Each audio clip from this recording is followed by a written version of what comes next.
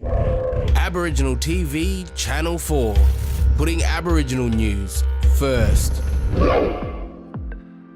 A 40-year funding package agreement from Japanese mining company Inpex has been formalised and signed in Darwin on behalf of the Larrakia people by the chair of the Inpex Larrakia Advisory Committee and senior Larrakia elder, Bill Risk.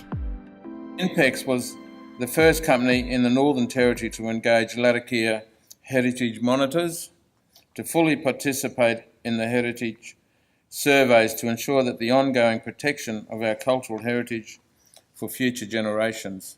From my experience with the Northern Land Council and dealing with native title matters, I believe that Inpex is the first resource company to successfully negotiate a benefits package with traditional owners without a legislative requirement to do so. It's an honour to witness the signing of this historic agreement. It is significant that it has come outside any native title obligation. This is about respect, friendship. This is a good day. It's about investing in the North, recognising the importance of the Larrakia people in the future of Darwin and in developing the North more broadly. I often say that we will not develop the North unless we bring Aboriginal Australians with us. Here in the Territory, Aboriginal Australians represent 25% of the population. So we simply, as a mathematical rule, cannot develop the Northern Territory properly unless we also provide opportunities to Aboriginal Australians. This afternoon, we will jointly sign the Larrakia Ichthys LNG Foundation Trust Agreement that we together have worked so hard to develop. Pleasingly, we are working with the Larrakia Development Corporation for them to directly manage the cultural heritage of Bryden Point here in Darwin. No relationship is more important to us than the relationship with Larrakia people. Thank you for always making us feel so welcome. The Larrakia Benefits Package will contribute $24 million over the 40 years of the Inpex Ichthys LNG operations and will provide education and employment support to the Larrakia people. The total numbers that were quoted today, some 1,400 Aboriginal and Torres Strait Islander individuals being able to work on the project.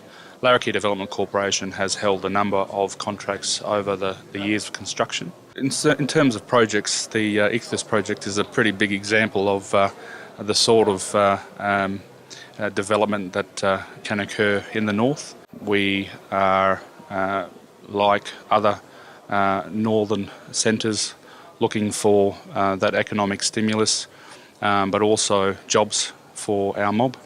And the opportunities to exercise our commercial strengths.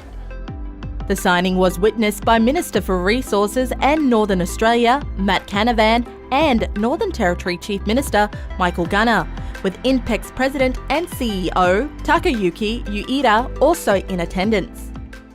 This agreement here obviously is off the back of the biggest Japanese foreign investment in history. And it's fantastic that's happened here in Northern Territory, in Darwin, in Northern Australia, the centre of Northern Australia. So it's a huge opportunity for Northern Australia to develop. Obviously, there's already been a large injection of business and employment into the Northern Territory. It's great that well over 10% of the people employed on the project have been Indigenous. Lots of businesses, Indigenous businesses benefiting as well. This is not a native title agreement.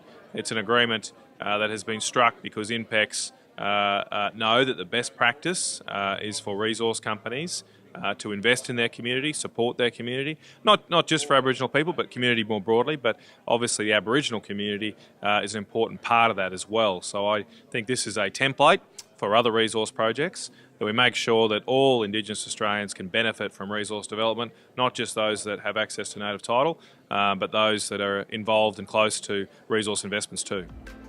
The package has been set up with a trust structure to ensure the funds are distributed for the sole benefits of the Larrakia people, the traditional owners of the land on which the LNG plant has been developed.